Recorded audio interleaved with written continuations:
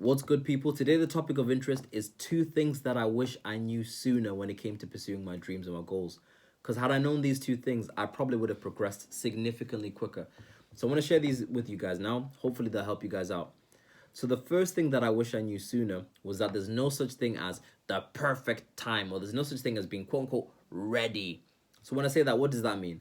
What I'm getting at is that oftentimes before we take the next step in life to do the things that we really want to do, there's a tendency for us to wait for ideal circumstances. So you wait for your confidence to be super high before you take action. You wait till you understand every crease and crevice before you act on what you already know. Or you wait until you have more time, your schedule's less busy. You've heard that one before. When I have more time, I'll do this.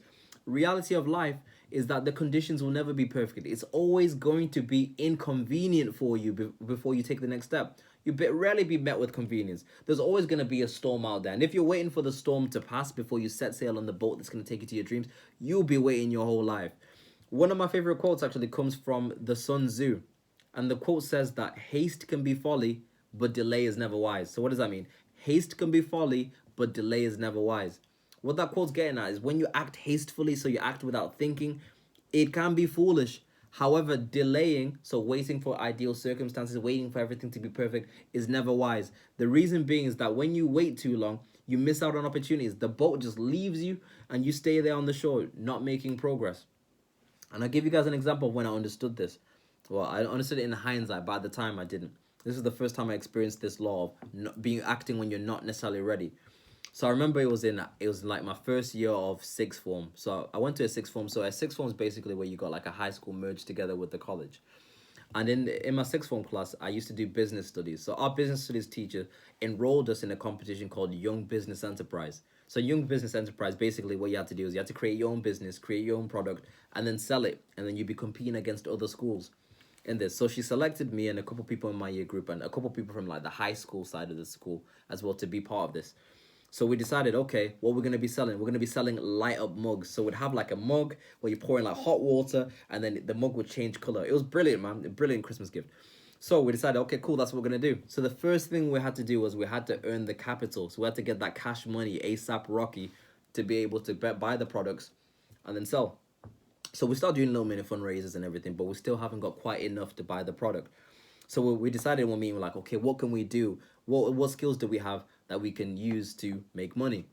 So one of my friends was like, okay, well, Josh, you know what? You're good at press ups. You do press ups a lot, right? And I was like, yeah, I do press ups. He goes, why don't we do a challenge? He goes, we'll do this, right? We'll do a challenge where you do 100 press ups in 1 minute and we'll get people to pay at the door to come.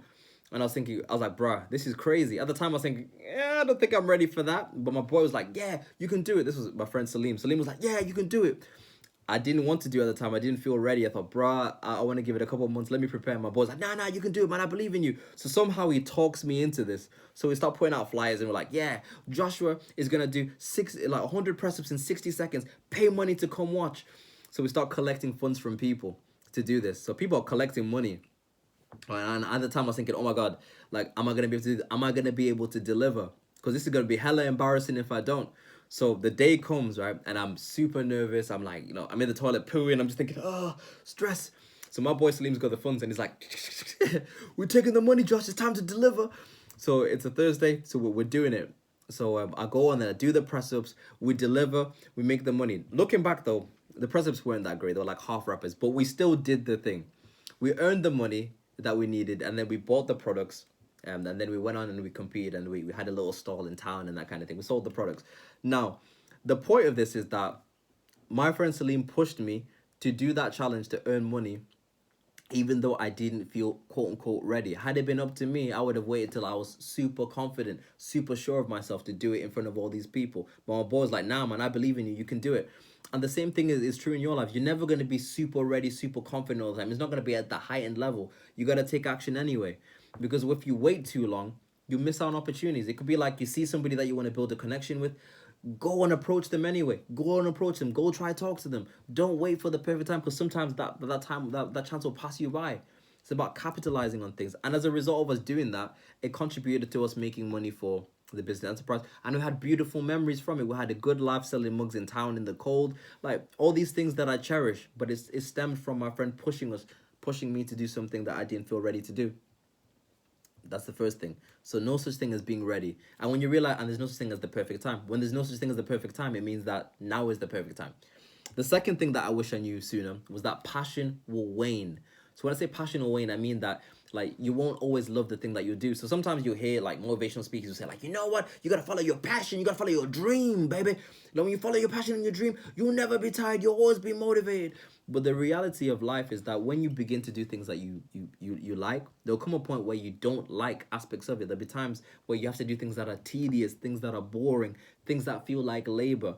But these tedious tasks, and when you feel like the task is tedious or is boring or you're losing the love for it, but you keep working at it, that's when you grow the most, because that's when people fall off, right? And I'll give you guys an example.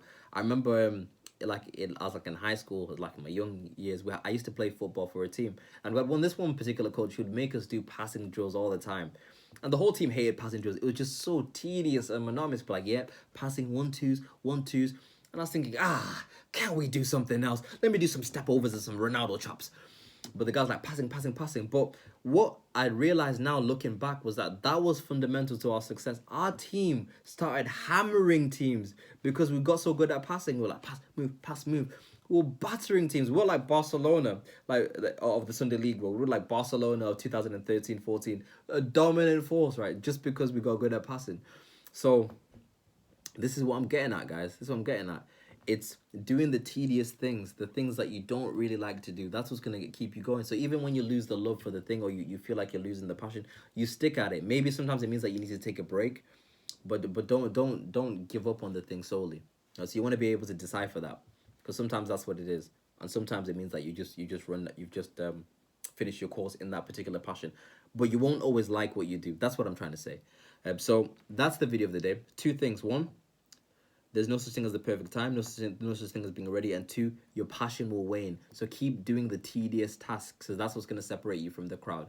You guys take care, and I'll be back again soon. Peace.